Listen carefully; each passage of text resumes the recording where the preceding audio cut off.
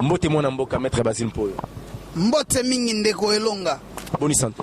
Santé za malamu après matanga biso tozongi susu na terrain santé za nango malamu. Famille politique na kombo ya cash bo telema ki makasi pona kolobate état de droit des ali pena cheval de bataille na bino. Mais le lot Vital Kamerhe atamboli likolo ya constitution de la République accueilli qu'on nommé ba mandataire sans aussi longtemps premier ministre Azali sans pour autant à consulter. Vital Kamerhe a nommé président na nomaka. Il faut pas comprendre le komoko. Au moins beauté à droit et fandi na ba exception. Et dans le principe droit et fandi na ba exception. Aucun juriste peut gagner un procès dans un principe. Le principe c'est pour tout le monde, même les gens de la rue. Demeure va faire na kataba exception na kataba principe, mais l'exception ça veut dire quoi? Bon tu koloba que non mokonza mboka docteur nani papa na biso Félix Antoine Tshisekedi Tshilombo a violé mibeko mboka atikale ko violé mibeko mboka te maître Basile to kende nan mo malembe bo vozi gouvernement bo fandi siango boké ko bimisela biso ba mandataire moto ake ko signer décret présidentiel Vital Kamerhe en qualité de qui? Le président Vital Kamerhe n'a pas un président parce qu'il y a un président Nabiso INSM, à sa directeur et cabinet à chef de l'État. Il a contresigné ordonnance nommant les mandataires publics ou nani ya biso ya Jekamine na PCA ya nini ya SNCC. Bah il faut pas comprendre le komoko. Au moni droit et ça la kabote na yango tango ozoe ba yango malamu. Batu bazolo goyo bako pese lango pe esika batu mususu balandi bisote bako pese la bango information yo balanda ngo malamu omoni tango président de la République a eu ordonnance nommant les mandataires publics entre autres montonabiso ya Jekamine na oya SNCC président de la République azalina mpifo oyo constitution et reconnaître bokasi wana ya konome batu. Au moins un article, le président de la République a tamboli likolo ya article 88 et 81 ya constitution. A tamboli likolo na yango te. Na kati ya article wana balobi le président de la République ndazo nommé ba mandataire, azo nommé ba ambassadeur, batumwe belé batangi bango baza na kati ya article wana. Mais il faut ordonnance à la contresigner par le premier ministre. Mais dans le contexte actuel, le premier ministre n'existe pas. Il ne faut pas comprendre. Le Premier ministre, de fait, le Premier ministre est là. Mais de droit, le Premier ministre n'est pas là. Pourquoi je dis ça? De droit pour que M. Sylvestre Azala, reconnu comme Premier ministre, il doit d'abord être investi par le député. Il doit être investi au Parlement. Dès qu'il est investi, on a commis des droits Premier ministre. Là, lorsqu'il faut signer une ordonnance, allant dans l'optique, il y a nommé un mandataire. L'ordonnance sera contresignée par le Premier ministre. Mais dans le contexte actuel, le Premier ministre n'est pas là. Tibala, il est démissionnaire, il ne peut pas engager la République. Il est en train d'assumer ou dans le principe de continuité des services publics, il est là en attendant que son homologue puisse venir. Mais comme il n'est pas encore là, et celui qui est nommé, il n'est pas encore investi, il ne peut pas engager la République. Nous vous disons, c'est comme le président de la République, un article 69 de la Constitution, comme il est le garant de bon fonctionnement des institutions, on ne peut pas laisser la République comme ça. Voilà l'exception que le président a soulevée par rapport à cet article 69, il a nommé les mandataires publics. Je vous donne un exemple. Le DG, il y a Sonance, il a été nommé. Qui a contresigné l'ordonnance? C'est le DIRCAB. Parce que le Premier ministre n'était pas là. Tchibala était démissionnaire. Là, Ilunga n'était pas encore là. Même dans le moment ici, Tchibala, il est démissionnaire. Même Sylvestre n'est pas encore investi. Donc, comme le Premier ministre n'est pas encore investi, la République ne peut pas fonctionner. Il faut attendre que le Premier ministre arrive. Là, nous allons encore vous dire que le président de la République, lorsqu'il a constaté qu'il n'y avait pas encore le gouvernement, il a lancé les 100 jours. Parce qu'il avait senti qu'il y avait un vide. Dans le vide ici, parce que c'est le président de la République, il a un mandat. Après 5 ans, c'est lui qui va encore retourner auprès du peuple congolais pour savoir que non, voilà, j'ai un bilan, il avait jugé bon à un programme d'urgence. Pourquoi ce programme d'urgence, il avait violé la Constitution. Parce que dans la Constitution, le programme d'urgence est atteint. Maître, toi qui es une urgence entre gouvernement Kobimisa Yango, na konomé ma mandataire, ou peut-être urgence pour le peuple congolais, Lelo. Mais le président de la République, il est là, il attend le gouvernement. C'est le Premier ministre qui propose son gouvernement auprès du président de la République et l'ordonnance sera signée. Il n'y a pas de calme, nous attendons le Premier ministre qui est nommé, celui-là, il doit s'assumer, il va nous amener dès que le Premier ministre amène sa proposition du gouvernement. Il y a équipe naïe et pas le président de la République. Le président Kosiné, jusque-là, le président de la République attend cette proposition.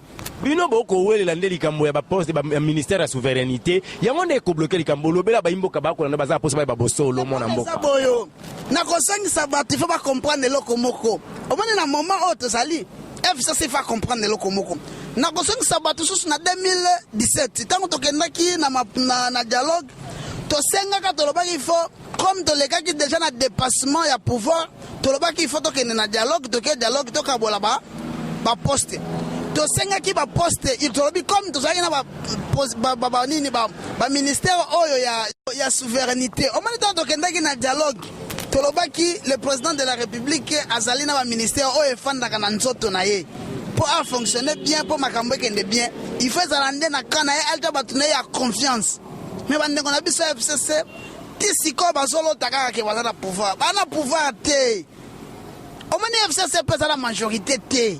Parce que ngai na kendaki ti na sa juriste na keti na journal officiel na vérifier na tali bonamoni plateforme ba bengi FCC ezate biloko la bakoya ba bebe nini wana nde basala kiango nde sawana mais na moment auto sali FCC eza majoritaire te majorité eza déjà dessiné na kati wana ya assemblée nde to bimisa ki premier ministre asa déjà wana quand c'est l'équipe mais muto na pouvoir eza Félix Antoine Tshisekedi Tshilombo omoni ba ministère ozo fana nzoto na ye moye longwango ezate eza ministère de défense ministère des finances ministère des affaires étrangères ministère de justice na ministère intérieur wali faza na nzoto na ye donc eza ma colonel maboko na ye na mutu na ye mais maître ennemi déjà basi a proposé ministère de la défense mais tala omoni wana botika kolanda biloko ba réseaux sociaux botika kolanda mai ningana kapamba te maître ningana kapamba te mais biso toza la bouche autorisée tozo bisabino yango yokaki lelo na ye refus balobi 45% efo ya na cash bino nde boko senga yango wana tozo senga yango na 45 wana bo pona biso nde toza na pouvoir soki baboyi mais biso tosenga yango parce que biso nde toza na pouvoir bango balobi ke bango nde bala na majorité mais biso pe toyesi bango na kata majorité wana biso pe tozali mais biso nde décision soki ezoyepa na biso parce que biso nde efe to signé comme bino balobi bose ebele biso pe toyesi bito ke biso nde toza na pouvoir biso nde tozo signé tosengi boyo biso toza 45 bango bazwi 55 soki baboyi mais banani bazo perdre bino parce que boboyaki bango bakende na opposition pamba te bakoba kobloke bino biso moto akobloke biso aza te botindika bango na opposition kasi président oyo akomona ke moye topesa cash 45 te ake na opposition oyo akomona ke moye cash azwa 45 te ake na opposition azela après 5 ans nde bango bakobatre lisusu soki bakozwa pouvoir bazwi mais ndenge eza bo le pouvoir est du côté du cash maître Basile bioko banga te FCC akende na opposition bolukaki bango mbangu na coalition pour nini po bozalaki moke boko banga batoyo bakoba ko konza biso to kosa mosala te la coalition ou la cohabitation entre FCC cash c'était une obligation constitutionnelle parce que la constitution elle-même bana olinga ete il faut que tout en majorité parlementaire pe boko kana te non te wana sa ba discussion to kosoka kaka rasuka ke non ndenge zana tout dans le pouvoir soka moni ke na minute président de la République a travaillé dirka va travailler mais ba kuna ba ta makelele 45 50 60 70 mais biso doit travailler 100 jours à la réalité makamonyo so kende bien ozomona ndenge makamonyo évoluer normalement donc promesse atelo comme ko ça ko s'arrêter te makamonyo kende malembe et puis bilan la biso ko la bilan moko positif poser question te répondre yo te bisio na moment tel to sala ke loko tel salama ki boy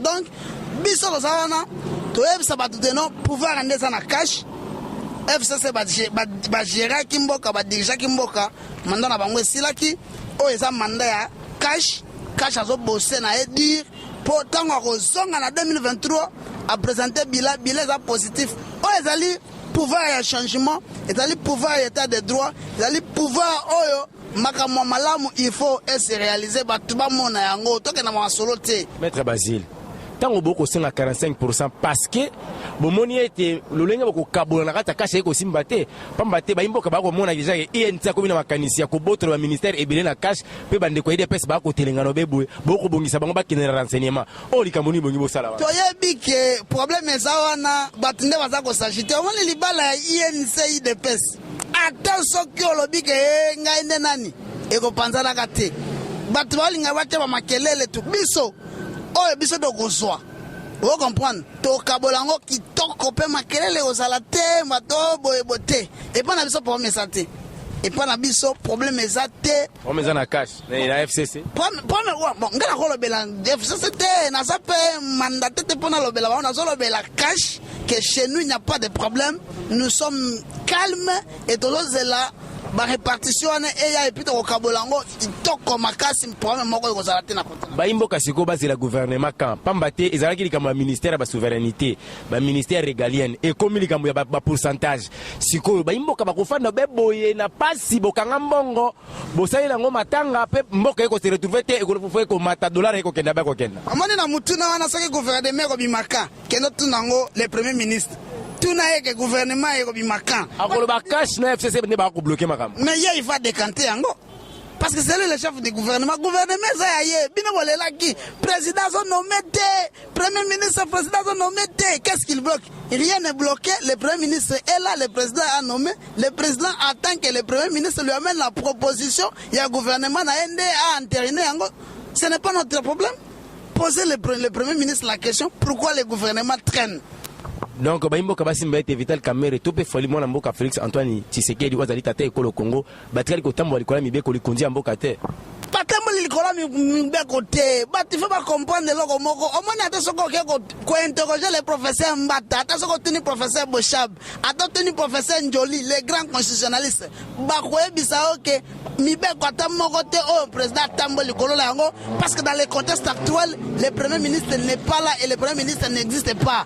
Yango mpifo wane pesameli directeur ya cabinet ya mokonza mboka. Non, le président de la République c'est le garant de bon fonctionnement des institutions.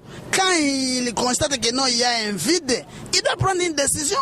C'est ça l'exception. Il prend une décision, il nomme et puis les dirkables contre le signe, c'est fini. Nino roiko senga na bayi politique mingi o ya FCC pamba te to mpenda na suka par rapport à émission ya lelo. Ngai na sana loko te akosenga bato ya FCC. FCC soki bango bazolinga bamona ke bango nde bazo bloquer mboka me mboka ko sala bloquer te eza pe bloquer te tozo kende liboso makambo minene ezo salama. Donc batu va comprendre que non, le président de la République est là pour respecter la Constitution. Ndenge alobaki en article 74 tango après serment et puis azo continuer à respecter yango. Et ça de bongo. Donc ceux qui vivent des alliés attendent que le bon fonctionnement les garants de la République et pour le bon fonctionnement des institutions azawana pour prendre des décisions et puis des décisions oh yazo et ça qu'on s'est réalisé pour kaka mboke kin kaka bino ande bozolo ba non voilà qu'on a déjà saté qu'on a passé à saté batu bazolela batu bazosala te mais il faut batinda pour yende asala siko aye la président na mboka ke voilà on nomme ngai metala ba problème ça kuna ça boyo après si ba résoudre dossier na batu SNCCP ba sepele ba décanter pour na mango. C'est comme si cache beaucoup bossa na jeunesse likamba ko kamwa to moni CPA o ya ke ikobima to bandi ko mituna bato ba ko bimisa kaka bato basi basala pe ba loki bobengaki ba loki bandoki ba Albert soki ba Albert Yuma to ko mona bato lokola ba papa Kyungu yango likambo yango basene bazali te omoni outi ko tanga Albert Yuma yenda outi na loko wala yenda sana loko wana yenda zalaki DG yenda zalaki wana yenda banda o gérer loko wana moyeba longolena nwana ezate ifatika la wana yenda ko pesa biso ba grande ligne totala ke yondo zalaki awa ils ont fonctionné non on va le sanctionner parce que le président a le pouvoir de nommer là le pouvoir de sanctionner tant de comprendre que non ma bezo ou tende pas na yé to ko sanctionner bampaka na bampaka pa même ministre mpaka boko bengaka bampaka na mosala yango yango ba préparaka relève te to pe bozangi nde bato po bato yango ezaka bato ya Kabila likambo yango ezani kosenga na bandeko na biso nyonso ba jeune tozala calme to pesa confiance pas président ya mboka makambo ezali ebele ba entreprise ebele gouvernement pe na ne bimite nan pe ba nommer ba ambassadeur te la jeunesse est qu'on se retrouver le président de la République il est encore jeune non il sait azamutu ya base ayebi il y a des potentialités na cadre jeunesse ya IDPS ya INC na ba jeune nyonso ba jeune maele baza ebele président bosa nante batunde ba kende mbango te va se tranquilliser parce que nanu ba nommer ba ambassadeur te ba DG pe nanu ba nommer ba ngote ba entreprise publique eza nanu gouvernement pe nanu bimite na cadre ba cabinet ministériel na cause la paix directeur à cabinet ya ministre et ça poste non na cause se retrouver vous comprenez na cause la pas ambassadeur vous mon batu za la calme wana ezali batu kane bazolinga baloba nini nyonso te soki ba nommer Kingu soki ba nommer Yuma ezate ke ba miloko ici non eza pena batu vous savez Kingu aza mutali boso o azaki na katela muka lobaki le président saka moko voilà récompense. Ce n'est pas mauvais. Attends, Nzambe soko saleli. Non, boko sala ba tuna ba récompense, to boko sala ba tuna ba capacité. Ata Yesu soko saleli ako récompenser yo o sali bolamu ti o mala ka ngolo mo bubo mo ka malamu ekweli olobi. O moni boko soki na sango po na salaki bolamu na vraiment ngai na longola mbongo na ngai na futali mwana etike classe mais lelo Nzambe pesinga lo hotel. Non. Biso za ba reconnaître o sali bolamu ba ko soki selo pe bolamu. Ndenge pe boko pesa pe Moïse Katumbi sika pamba te pasa alobaki président alika moko Moïse Katumbi azoposa il y a ça qui clair alobaki ke azawana akosa l'opposition républicaine mais papa na biso Kingu azaki clair a défendaki mokonza mboka eza mabete et puis il azo maîtriser pe loko wana bien akoyi pe kobongisa yango parce que changement ndenge uti na mutu et puis bato tozo placer on a baza bato nyonso bazo nde na changement eloko nyonso mabe ezalaki ezolimwa état de droit ye makambo malamu eza ko se placer na mboka bandeko na biso nyonso bilenge ba se tranquilliser mboka eza bien mais ezala mutuna moko tuninga te mettre pesa numéro mutuna wana na bombi yango na yebi yango tokosalela ngo émission balasima bon numéro na ngezali plus 243 81 63 28 494